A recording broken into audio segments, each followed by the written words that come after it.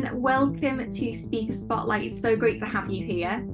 Thank you. Absolute pleasure to spend a bit of time chatting. Always. I taught the hieroglyph for donkey, so we're all good. You're perfect for this then. You're absolutely perfect for Speaker Spotlight. So tell me a bit about the work that you do. I've got various hats that I wear in my life. I feel like my head's quite crowded. I suppose kind of one of the mainstays historically has been teaching and kind of working with kids who find bits of learning tricky. Been a Senko and kind of just got a little bit, no, didn't get a little bit, got ridiculously frustrated with the processes and just the like the bureaucracy, and actually ended up quite unwell because of it. Not bothered about saying that. I was really not very well. So I decided to train as a dyslexia assessor because literacy's always been a bugbear. My PhD was around literacy and dyslexia experiences, so seemed like the next logical step. So my main kind of was one of my mainstays is dyslexia and dyscalculia assessments. They make them so hard to say these words, but it means that I get to work with families and kids and sort of help kids understand why they find stuff tricky, what's wobbling, why. And also, like, I'm just proofreading a document just before we came onto this chat, and I'd forgotten how proper bright this particular kid was, and they felt like they were thick as two short ones. I'm like, no. I get to tell kids, like, they're amazing all the time, and it's really cool. The other element of what I do is research. So I do some academic research, and I've got a project on with John Moores in Liverpool at the moment with like the most awesome team. They're just gorgeous and amazing. I've taken a little kind of nugget of thought I had, and we've all developed it together as something quite cool and exciting. And I do some commercial research. So I've done research with Orcam that do like go gadget, clever AI tech. I've got a project in the pipeline at the moment with a French company, and I've got a really cool kind of little project with another Israeli company as well at the moment. So yeah, I'm very lucky, and I'm writing a book. It's on the wall behind me. You do a lot of the holistic approach when it comes to supporting young people and embracing who they are, bringing the best out of them. And I think that is so important because it starts at such a young age, that self. Yeah.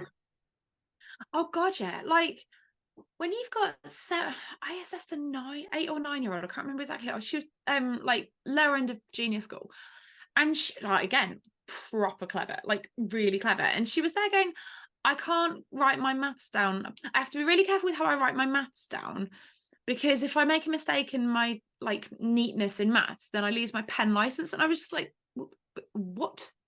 Like, not chastising the kid. I was just like, rewind. And this poor kid was so anxious because her writing isn't perfect. I mean, no one can read that. I can't read my own handwriting, but I need that there because there are bits that I can jog my memory. But you've got kids that compare themselves and that feel really small. And I was 17 when I was picked up at GCSE as dyslexic. I got straight A's and A stars at GCSE, but I got that to my own detriment. I destroyed myself working 10 to the dozen, and I sat in A-level maths crying my eyes out because I couldn't read the question. If I can do anything to stop other kids feeling that, then Lord, of course I will. And it's why we're looking at, with John Moores, kind of this, the brain fart behind that happened probably on the M25, probably after chatting to a mate who I normally talk to when I'm driving because I'm bored. Best ideas happen when you're driving or you're going to sleep. Those times you really have to concentrate, they all come through then. Yeah, it's when you're doing like practical stuff, but my brain ticks away. And I say I've got a particular mate that I talk to a lot when I drive because I'm bored. And it was this idea around kind of do interventions that you might get improvement in reading outcomes, academic outcomes, but are they holistically helping people? My PhD found that quite often kids feel quite and compromised, like publicly outed with interventions, and just it actually just makes them feel a bit thick and horrible. And I use the word thick, and I'm not being flippant. It's just No, but that's what, yeah, that word has been instilled into so many neurodiverse young people. Yeah, Because you're or not lazy. Yeah, you're lazy, you're thick, you're not getting this right, it's again that comparison starts. Sometimes they go, why can't you be like, look how well they're doing?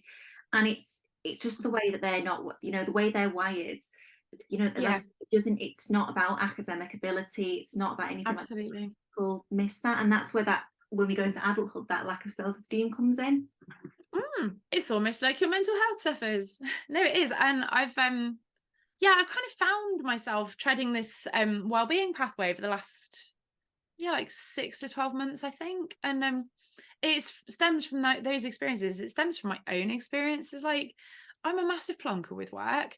I work too hard. My work-life balance is that it's not great, because I work too hard and all the rest of it. And I did, there's a student I've been working with for like 3 4 years now.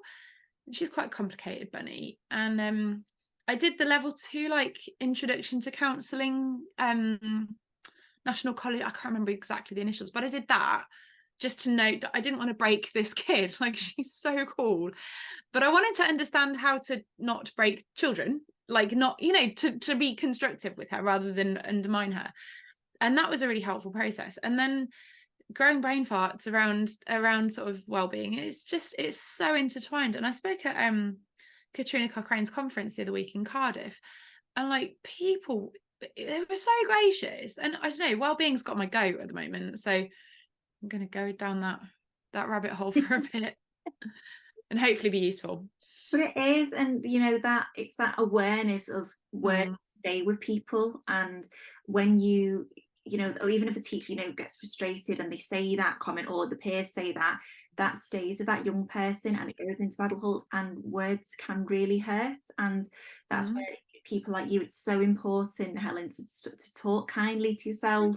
And yeah, and it is, and it's instilling that into young people, actually embracing who you are and embracing, you think a bit differently, you might struggle with this, but look at what you can do. I mean, the creativity that comes with being that, those ideas that pop in your head, there's so many positives that come to being dyslexic and Yeah.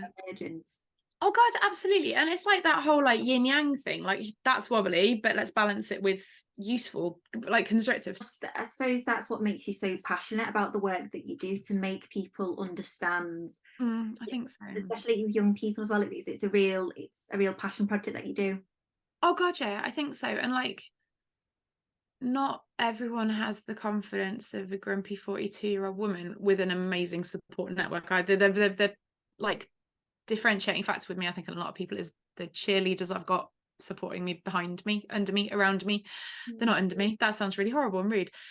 No, no, like, just dismissive. And it's not like, I've got some of the best people that support me, whether it's my mates, whether it's my patient, Mr. Dr. Ross, mum and dad. Like, that makes a difference as well. And not everybody has that either. So And my favorite thing to say is, you can't pour from an empty cup, and you need that filling up to be always. You can't do the important thing that you do, guys do. And I not ask you, are you excited for the Dyslexia Show 2024? What's your role there? Are you really excited? So as I am aware, as we speak, what we're not in end of November now. Yes, I'm excited. I love it. It's like down my neck of the woods as well. So last year I bumped into a mate from school, just outside it. My PE teacher, who taught me PE, was at the Dyslexia Show as well. She's amazing. It's just a really safe space. Sounds a bit like wussy, but it isn't. It's a proper, like, it's a positive safe space for people, where you can kind of exist and talk about things that we find hard, and kind of I think it's about edifying each other. I really enjoy it. I'm doing my own couple of talks. I might be doing other talks for other organizations. I don't really know yet. Sort of watch the space. So, but if you've never been the Dyslexia Show before, Helen, what can people expect? Pink carpets. I love the carpets. They're pink. It just makes me, but actually pink and happy. So the color scheme uplifts the room. Like, a really miserable exhibition hall is really uplifted. Visibly, that kind of aesthetic matters, because you've got uplifting settings, and yeah, people are there to support you and to edify you. And like, even the kind of scariest, most intimidating of organizations, and there are some, and I'm like, and you kind of meet people and you're like, fangirl, oh my God, I'm excited to see you. There's a couple of people who I was like that the first time, and then now we're just like, hiya. But yeah, it's a really kind, supportive space. And I think generally, for the most part, like, Dyslexia UK, within the UK, people are nice, like, each other. And I think, like, I'm a bit of a gob on legs. I think people know largely who I am, and probably don't hate me. I don't know, that sounds really cocky, but like people know who I am, so people are really kind, and I know who other people are, and like parents get to talk to you. You get to talk to parents and kids and teachers, and that's really important. And I've made some really lovely like connections with schools and stuff through it as well. So it's just a really supportive setting. Aaron does so well to make it a supportive setting because he's such a kind man. Oh, he is, and like you say, it's such a, it is, that's the perfect way to describe it. It's a safe space to Mm, yourself and also learn more as well, and hear from amazing mm. speakers like yourself and other people at the event. No, no, but it is, honestly, it is, and people could really benefit and learn more. I think so, yeah. I always squirm when people say nice stuff, so I'm like, yeah, put a funny face. No, it is, and kids are, what I like is that kids are welcomed as well. Like you go to some exhibitions and shows, and you just feel like kids would they're sort of sidelined, and what a privilege to work with Aaron and get asked to come along. Like I'm on along for the ride because it's a really positive, lovely ride to be part of. So, Helen, where can people find more about you? Where can people find you? Are you on LinkedIn? Are you on your website? This is your chance to sell yourself. Okay, so I'm on LinkedIn. I can't remember what my profile like handle thing is. I think it's Helen Louise Ross. If you Google Dr Helen Ross UK dyslexia, you will find me. But I'm on Twitter as Dr Helen Ross. My website is helensplace.co.uk, and there's information there about kind of the researchy arm of what I do and about the assessment arm of what I do. Um, and I get a fair few messages, but I'll respond because it's a bit harsh not to respond. If people have taken the time to message you, then get back to them, even if it's to say don't know. I'll write back and say I don't know or not necessarily the right person. So yeah, that's where I am. I'm on the internet.